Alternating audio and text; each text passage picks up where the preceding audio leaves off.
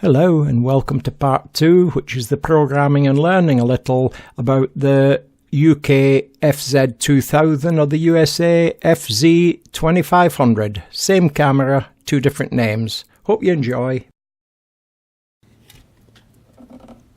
Now the front dial on there, you can go into the menu and reset it to do anything you want. But the operation of it stays the same. When you rotate this either way, if you're in P, the front one becomes the program shift, but then so does the rear one become the program shift. I hasten to add you can alter any of this. If you have the manual, this is all on page 66, 67, 69, pages like that. Because I noted them this morning.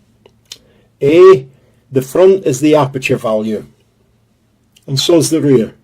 So you got that under your thumb or under your finger. Please yourself. The shutter, both apply to shutter speed. Manual, the front one applies to the aperture value, 2.8, f4, f5.6, and so on and so forth. And this refers to the shutter speed. Now, there's two lots of controls in here. There's electronic and there's mechanical shutter. One works from 2 minutes up to 4,000th of a second and includes a B. Handy for those long time shots on the on the remote controls. In electronic, it works from, I think it's about, what's the slowest, a second I think, up to 16,000th of a second. The up and down side of that is you're only using one set of shutters at a time, but two is you can never give anybody an accurate shutter reading from this camera, because if you used it all the time in automatic and electronic shutter and never did anything else with it, it'd be a shame, but if you did, it would show 0. And if you never use the flash, that would show 0, because you can bring this information up online. And it's false because it doesn't read the electronic side. It only reads the mechanical shutter. So 2 or 3 years time when people start selling these and they said it's only done 106 shots. Okay, it doesn't tell you how much video you've shot though, does it? But that shouldn't matter because it's not affecting your shutter. The electronic, the EV side of it, shouldn't matter. It's not making your shutter work, and it's your shutter you're worried about. So you have to decide at the time whether the shutter reading shows a true usage of the camera. Myself, I don't think so, but there you go. What do I know? Now, temporarily changing the items assigned to the front and rear dials. The dial operation switch is assigned to that FN3 when you buy the camera. You might have changed it same as I have, but it shows that that's been set up ready for that purpose. Rotating the front and rear dials while the guide is displayed, the settings on the items assigned to the dials will change. So if you press menu set and set, you can also complete this step by performing either of the operations below. Press the shutter button halfway or press FN3.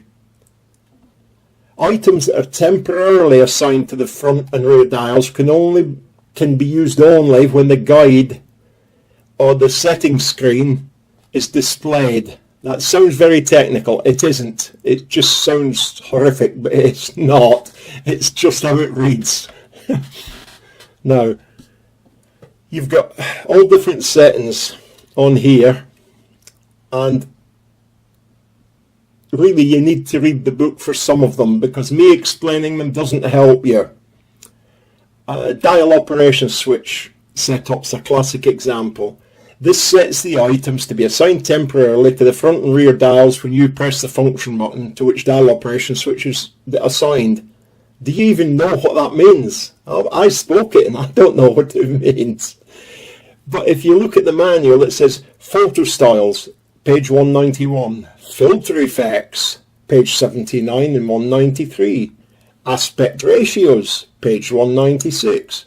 AF mode, page 91. 4K photos, it's on there, see it? Okay, 4K photos, page 117. Highlights and shadows, page 199. Eye dynamics, high resolutions, flash modes, flash adjustments, sensitivity, white balance.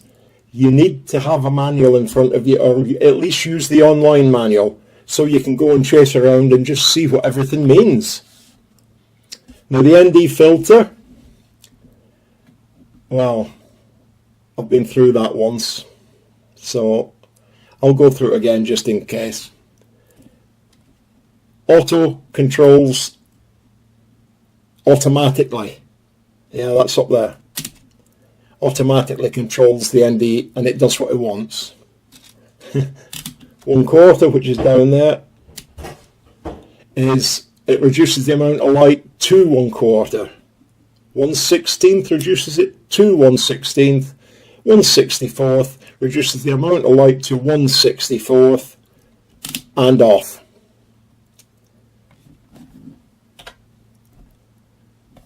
And then you switch to these, which are the cursor buttons on the menu set button.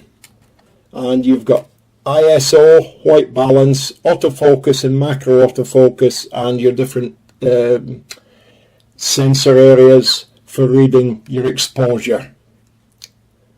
That's all pretty straightforward. It's the same as most other digital cameras. Here we go to ISO, and there's all your ISO at the bottom. Yeah. So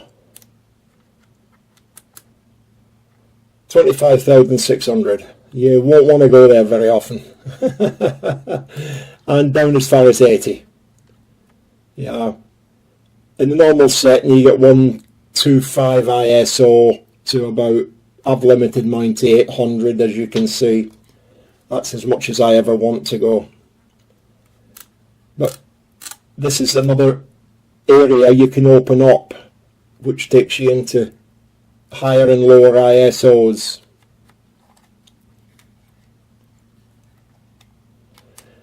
That is white balance, and you got all the settings along the bottom: automatic, sunny,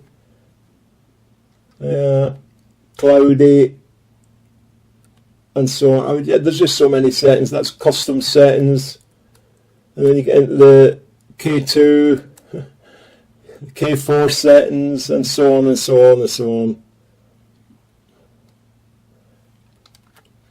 And that's your different AF mode settings. 49 area, custom, very small, the face and eye, and so on and so forth. And AF, you've got a choice of macro, AF mode, or off. That's your choices. It's because my finger keeps passing in front of that sensor. Come on, get out. And there's the little thing you can focus on. You can drag it where you want. That little yellow box. And that's it for this one. I get brain ache, you know. Right.